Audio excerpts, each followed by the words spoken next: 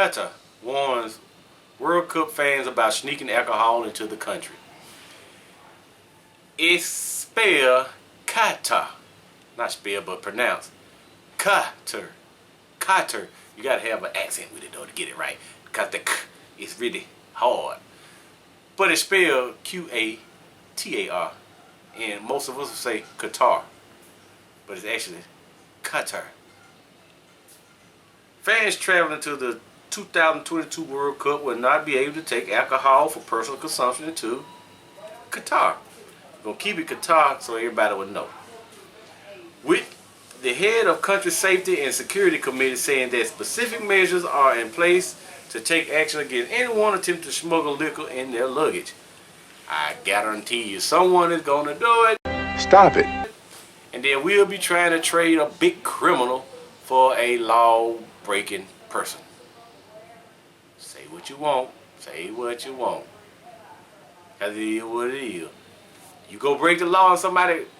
You break the law here is another thing, but you go to somebody's country and break the law, you deserve what you get.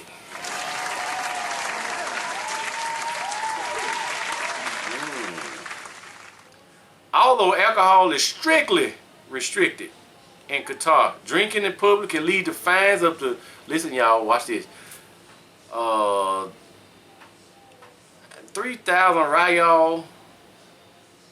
I don't know what that end up to be in obviously a human, but in America, and or prison sentences up to 6 months for alcohol.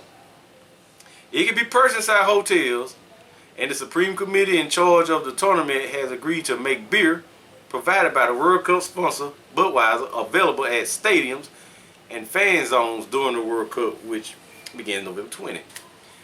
In turn, they want you to buy.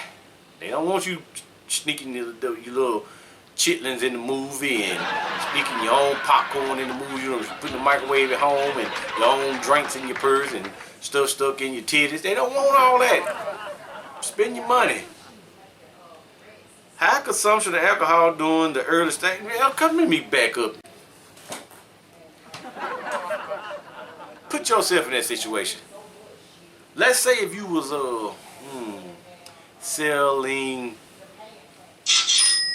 okay, let's say if you gave, just like it but not the same, let's say you somehow we was having a big event at your house and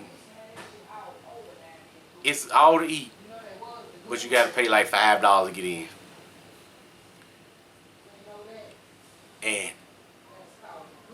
somebody come in, fill their purse up or whatever with food and take it to give to somebody else. And somebody else do it. And somebody else do it after they done ate. How would you feel? It was at this moment that she knew. You know what I'm saying? She that's fucked pretty up. Much the same thing. It's just like comparing, in your world, be comparing pig feet and oranges. But it's the same thing. You don't want to get beat out of your money. So they don't want to get beat out of their money. We had a movie theater in our old mall back in the days. It died when the movie moved out to the big mall, the new mall. Let's just say that we don't have a big mall here. Our mall is not big. It moved out to the new mall, and it still left the movie theater behind. And it came to like $1 movie. $1. But they wanted you to buy concessions when you got there. $1. You know what they did? You know what they did. Then they had to close the doors. Let's see here.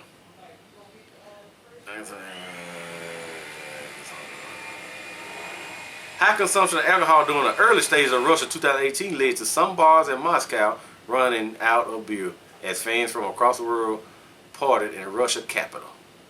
But despite football fan culture in the many regions of the world involving alcohol consumption before, during, and after game, Qatar authorities have said the alcohol availability will be limited to designated areas only, and that fans will not be allowed to bring their own booze.